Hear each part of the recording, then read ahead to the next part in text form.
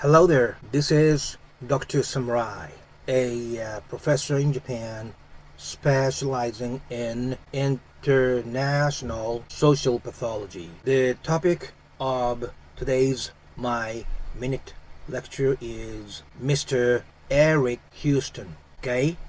As usual, from general information part 1 to personal, information part 2. Okay? So let's start with today's thug profile number 26.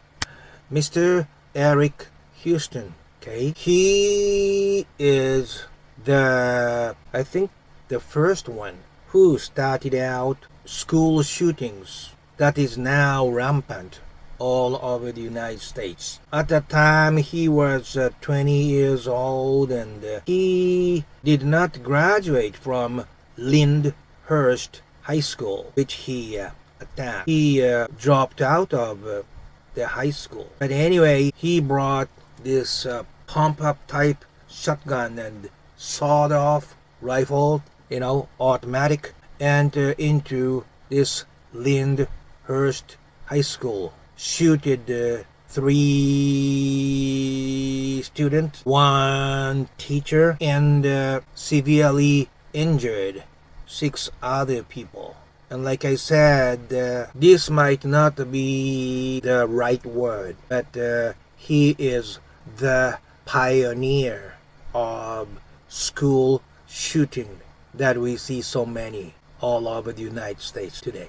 Okay, and let's get into a little bit more details. In his mind, Eric was thinking the reason why he could not graduate from Lindhurst High School was because the civics teacher didn't let him pass his civics class. So he obviously was angry at the teacher of his civics class. And also, he was angry about that high school not issuing GED to him.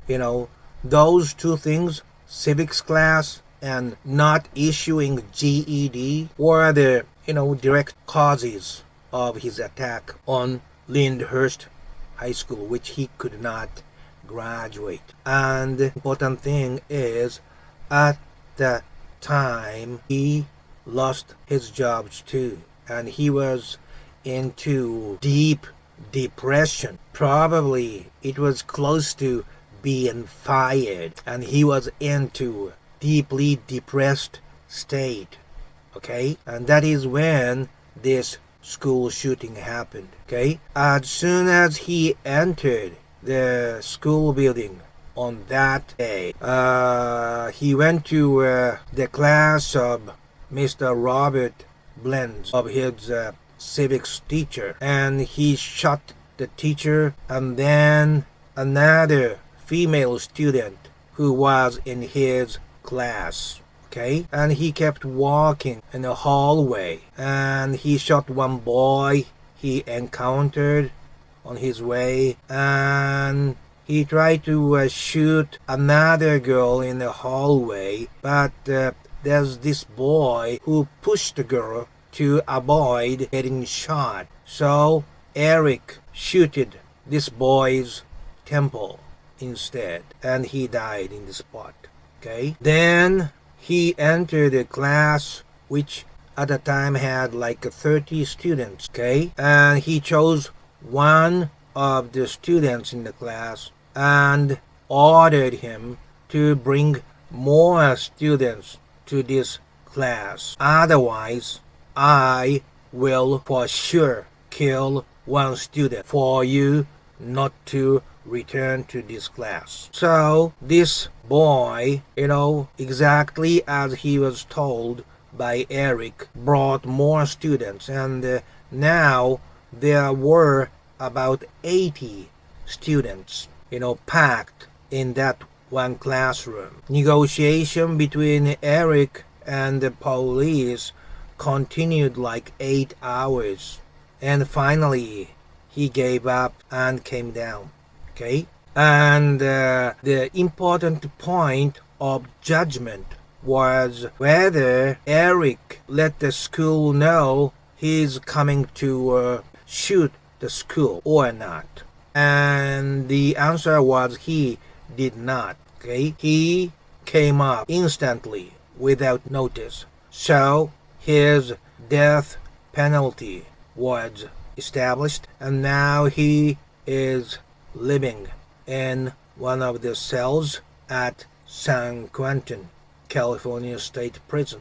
Okay, this is the pretty much the general information.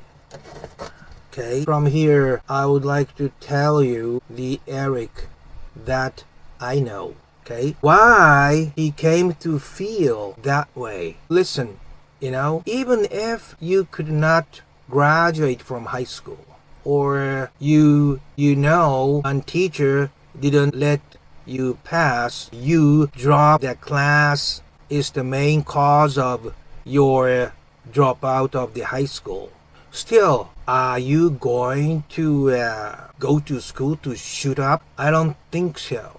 You may be angry for the rest of your life. I agree, but I am not sure whether you crossed the line or not. So I am positive that there must have been some other reason that came from his family life that enabled Eric cross the line of actually doing school shooting. When he was a child, he said to me, all the other family members were interested in their own things. There was no communication in the family, although they were living under the same roof. Okay, just indifferent members living under one same roof with no communication. And like I said, Eric was the youngest. So I am positive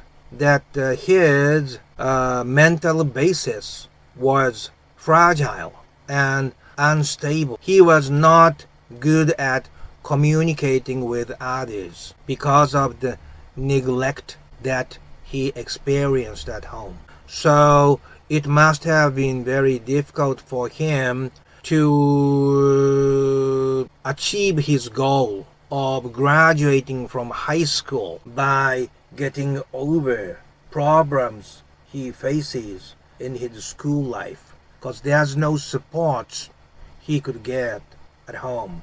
Not support, but not even communications at home. Okay, so after he quit his high school, he started to work for a company, and it lasted several years, I think. But however hard he worked, he brought his home his salary, and his mother took much of what he earned from his salary. So he gradually started to lose the joy of his life. No positive income from outside, including the pay that he's supposed to get from his hard work. He mentioned a little bit, he felt like he was being used by his mother for her financial reason. So it seems like both Richard and Eric seem to have decided the company and the school as their dying site, I think.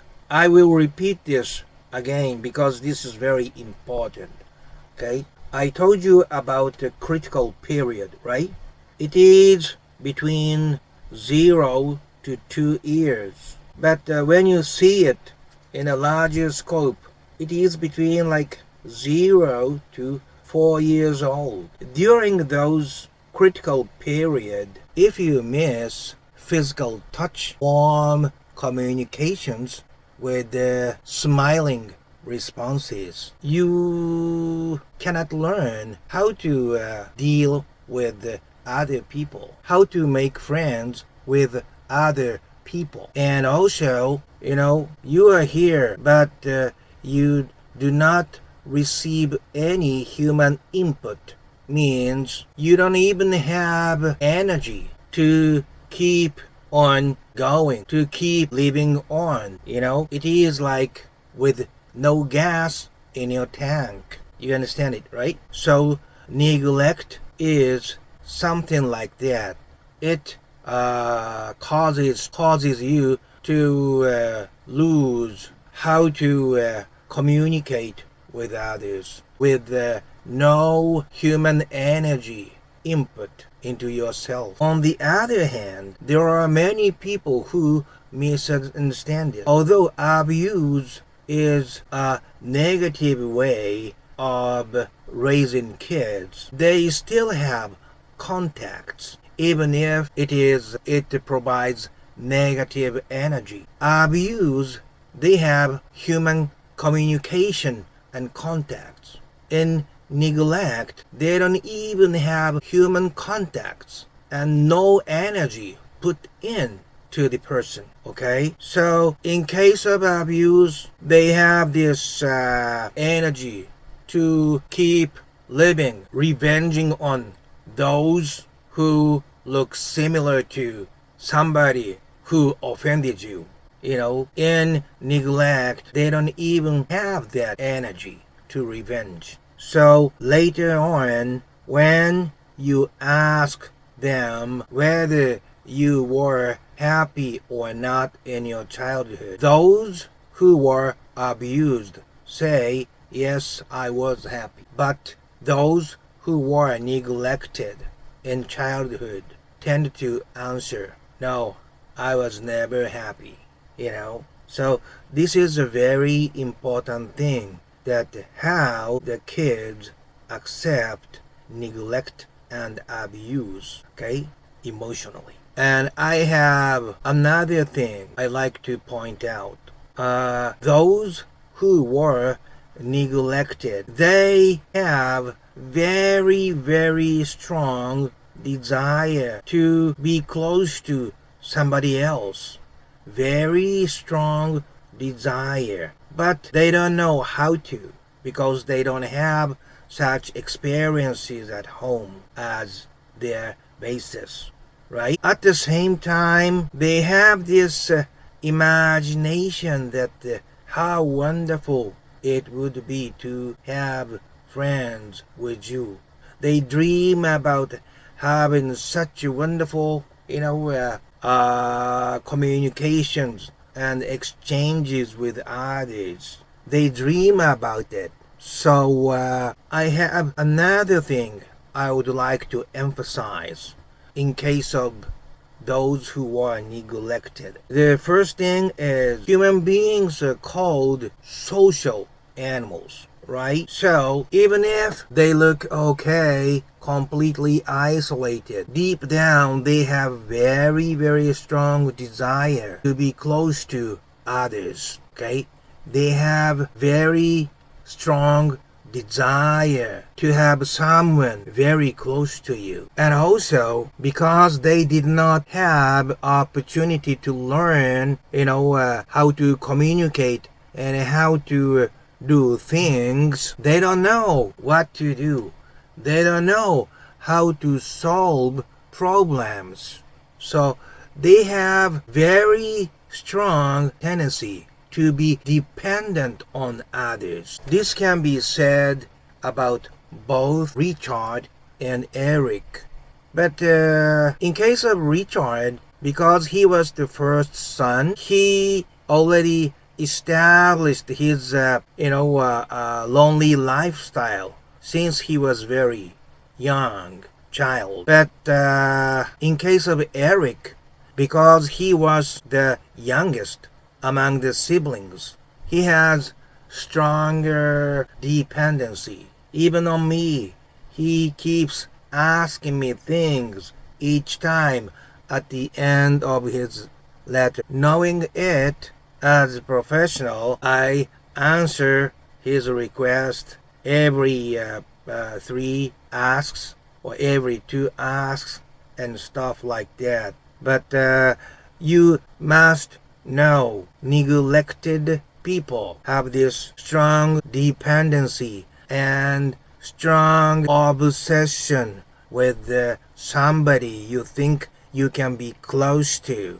Okay, so this is a little bit off of what we are talking about, but those who become a stalker tend to be the ones who were neglected somehow, but superficially successful or superficially doing okay. Okay, but deep down, their strong desire to get close and to swallow someone completely is still there. That's why once they get close to, say, a girlfriend, they can never let her go. Okay, because of this strong, much stronger obsession with the person they thought they can be close. So this neglect causes many problems, including stalking, too much dependency, and not knowing how to solve problems without asking each one of the steps. Okay, neglect causes bigger problems than abuse who had contacts, even if it was negative one. So those neglected cannot keep appropriate social distance with others. They try to be one because of this insecurity inside. And when they see your girlfriend talking to somebody else looking very happily, they start to have this negative doubt that is she going to dump me and stuff like that. So this neglect leads to high dependency, high obsession, which could lead to stalking. I would like you to remember and understand. Abuse and neglect, produces totally different types of personality later on. But getting back to, Mr. Eric Houston, he's a good guy, and he just tried to answer what I do for him by drawing pictures that he would think would make me happy, or pictures of some American sites that he received from his families and stuff. So he's doing his best. So I just don't want to break the positivity budding inside himself. Yes, by the way, both Richard